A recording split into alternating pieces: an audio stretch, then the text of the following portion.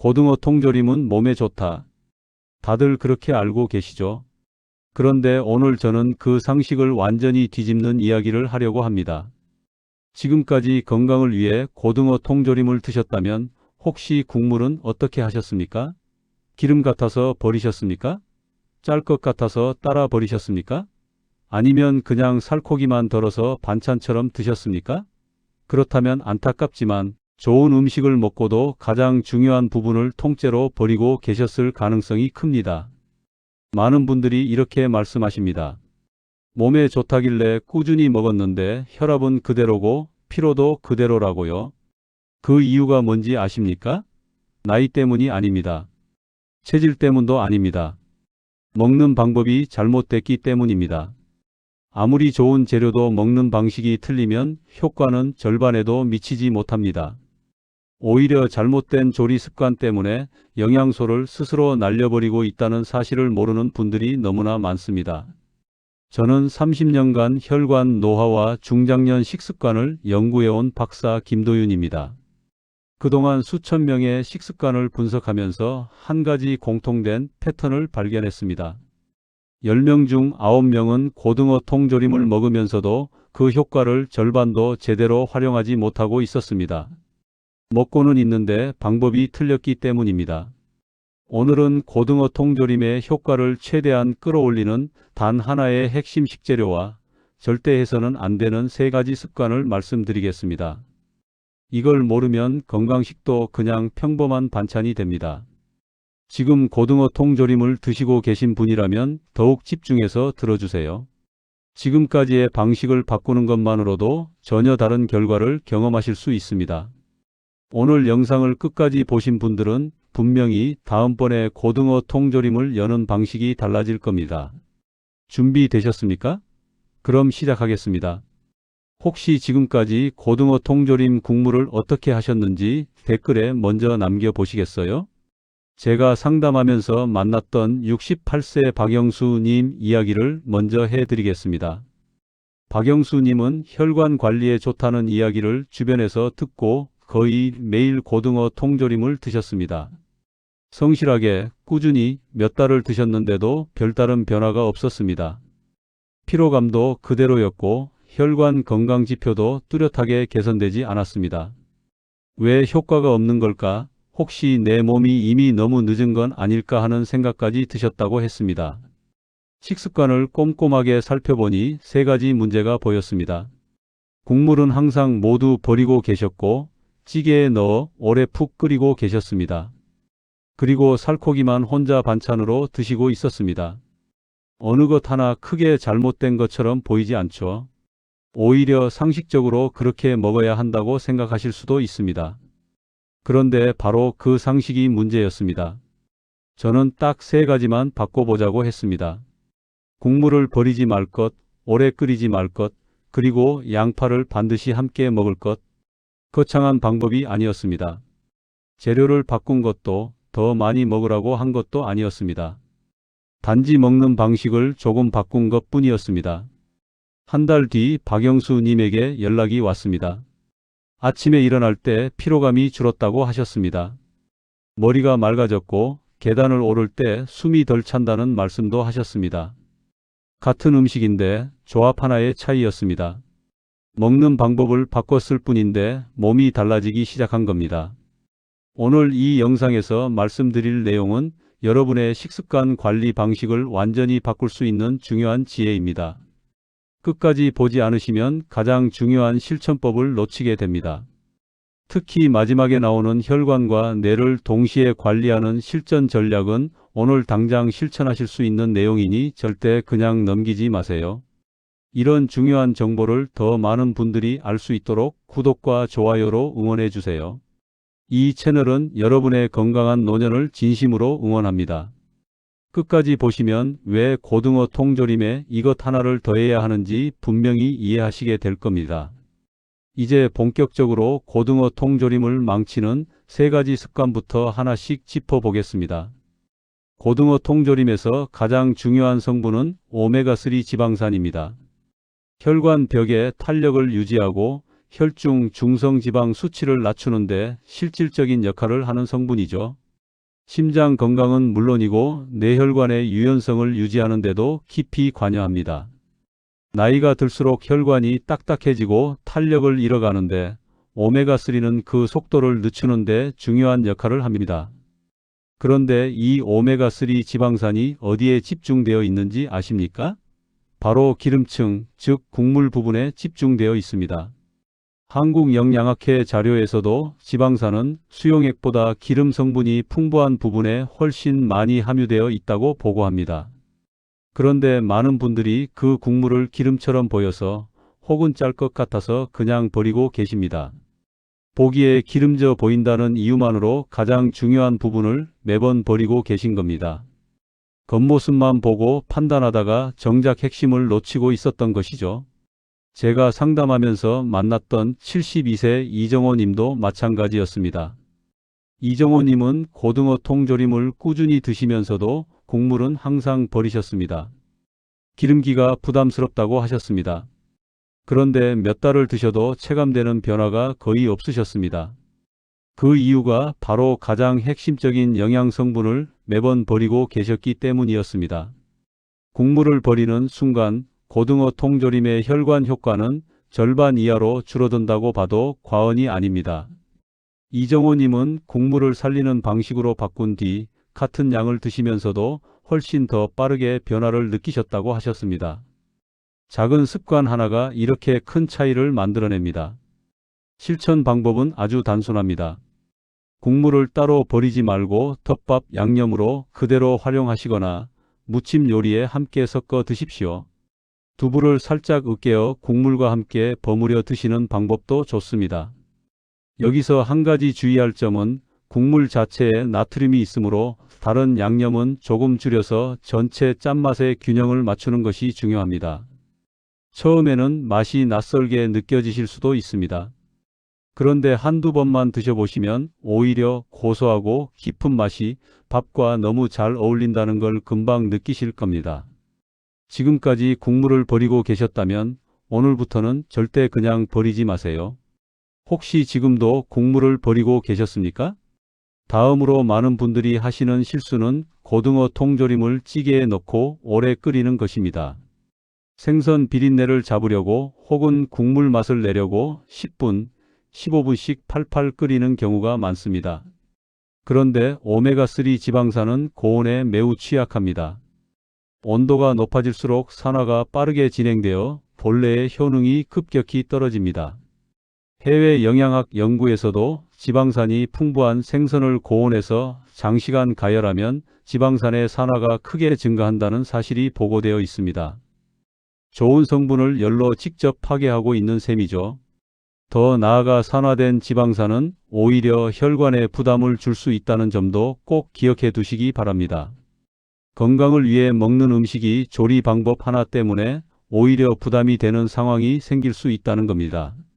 이것이 바로 제가 30년 동안 식습관을 연구하면서 반복적으로 목격해온 안타까운 현실입니다. 65세 최민수님은 고등어 통조림을 꼭 국물 요리에 넣어서 충분히 끓인 뒤 드시고 계셨습니다. 제가 조리 방법을 들었을 때 바로 그 부분이 문제였습니다. 해결 방법은 간단합니다. 국물이 끓으면 불을 끈 뒤 마지막에 고등어 통조림을 넣으시거나 가능하면 그냥 캔째로 바로 드시는 것이 가장 좋습니다. 열을 최소화하는 것만으로도 성분 보존에 큰 차이가 생깁니다.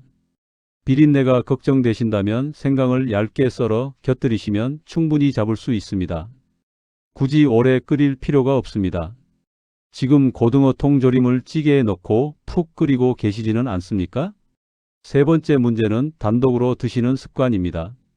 고등어에는 단백질과 지방은 풍부하지만 식이섬유가 없습니다. 식이섬유는 혈중 지질 개선과 장 건강에 매우 중요한 역할을 합니다. 지방의 흡수 속도를 조절하고 혈당이 급격히 오르는 것을 막아주는 역할도 합니다. 고등어 통조림을 혼자 드시면 이 식이섬유의 역할이 완전히 빠지게 됩니다. 아무리 좋은 재료도 혼자 드시면 시너지 효과를 낼 수 없습니다. 음식도 결국 조합이 중요합니다. 특히 중장년 이후에는 소화 흡수 능력 자체가 젊었을 때보다 떨어지기 때문에 무엇을 먹느냐만큼 어떻게 조합해서 먹느냐가 훨씬 더 중요해집니다. 같은 양을 드셔도 조합이 좋으면 몸이 훨씬 더 효율적으로 활용할 수 있습니다. 그래서 반드시 함께 드셔야 하는 것이 바로 양파입니다. 양파에는 케르세틴이라는 항산화 성분이 풍부합니다. 케르세틴은 혈관 내 염증을 줄이고 활성산소의 활동을 억제하는 데 도움을 줍니다.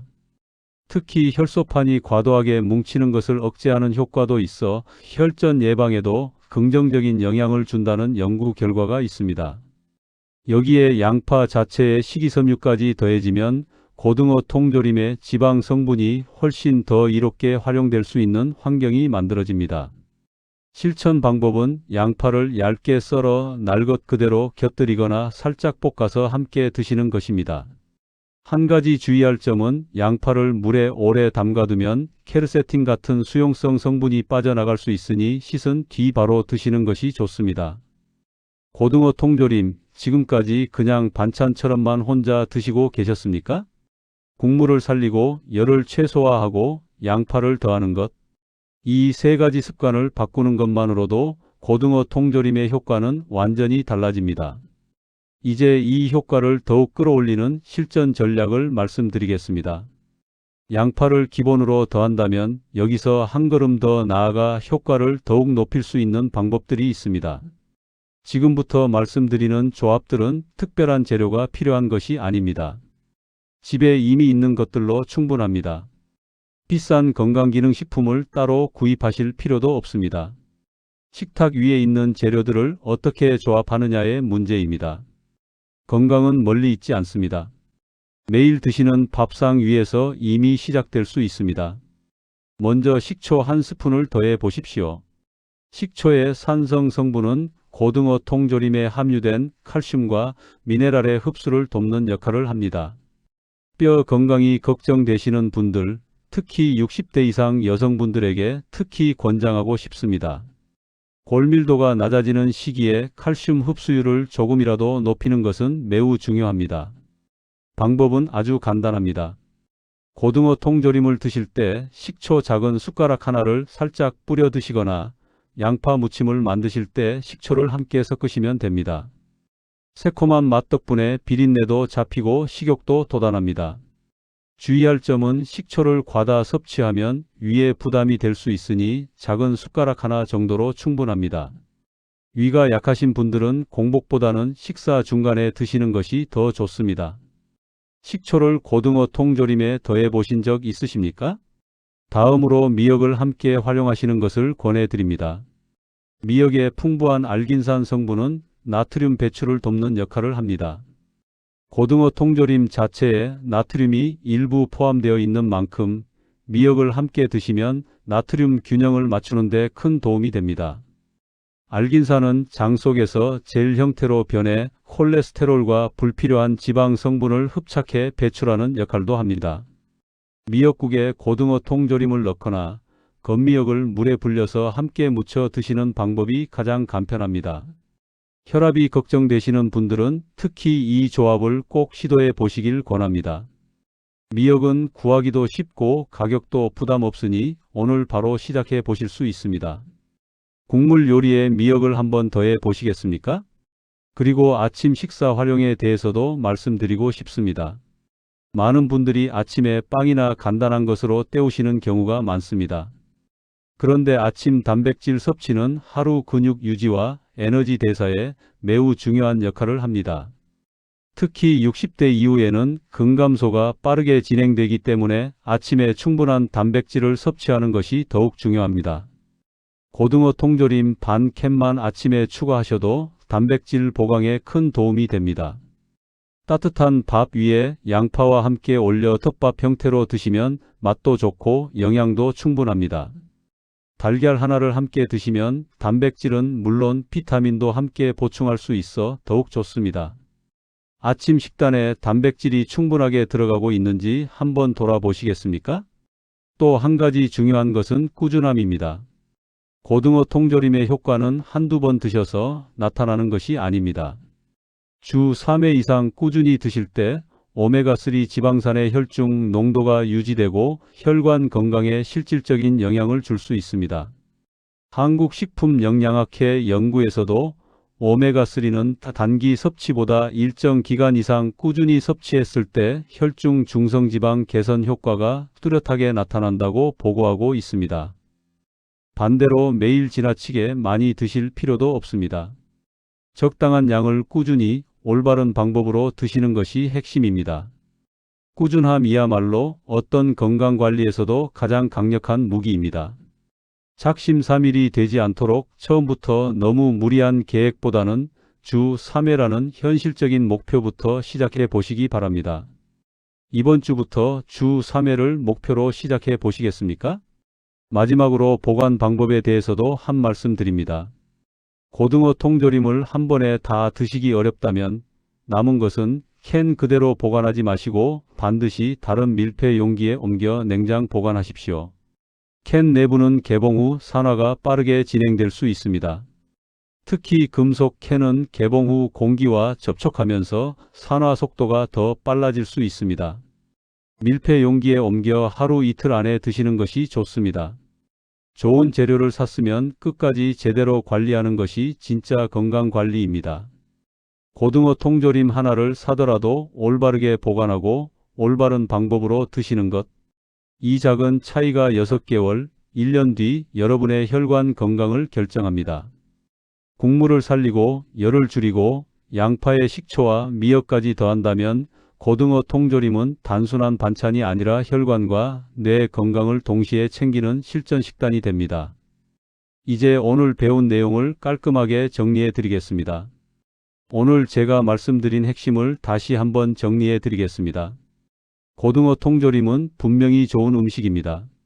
오메가3 지방산, 단백질, 미네랄이 풍부하게 들어있고 가격도 부담 없으며 보관도 편리합니다. 그런데 지금까지 많은 분들이 이 좋은 음식을 잘못된 방식으로 드시면서 효과의 절반도 누리지 못하고 계셨습니다. 국물을 버리면 오메가3의 핵심 부분을 통째로 버리는 것과 같습니다.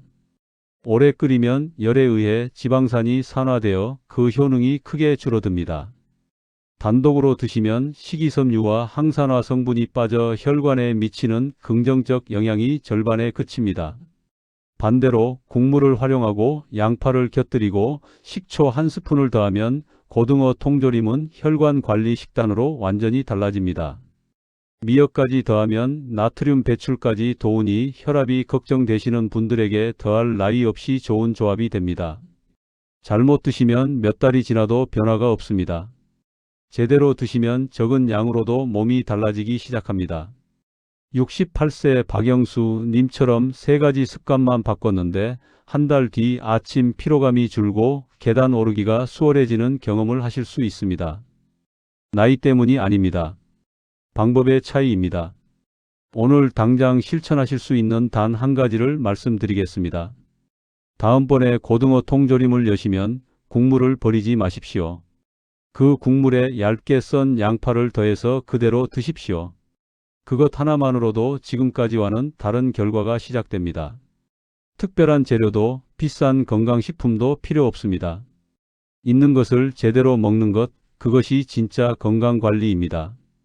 30년간 수천 명의 식습관을 분석하면서 제가 깨달은 것은 하나입니다. 건강은 거창한 변화가 아니라 작은 습관의 수정에서 시작된다는 것입니다. 오늘 하나를 바꾸면 내일은 2가지가 달라집니다. 그 작은 변화들이 쌓여 1년 뒤, 5년 뒤 여러분의 혈관 나이를 결정합니다. 다음 영상에서는 60대 이후 반드시 줄여야 할 저녁 식습관에 대해 말씀드리겠습니다. 저녁에 아무 생각 없이 하고 계신 습관 중에 혈관을 조용히 망가뜨리는 것들이 있습니다. 놓치지 않도록 꼭 구독해 두시고 알림 설정도 해 두시기 바랍니다. 오늘 영상이 도움이 되셨다면 여러분은 지금까지 고등어 통조림을 어떻게 드셔왔는지 댓글로 솔직하게 남겨주시겠습니까? 국물을 버리셨는지, 양파와 함께 드신 적이 있는지 여러분의 경험을 들려주시면 저도 더 도움이 되는 내용으로 보답하겠습니다.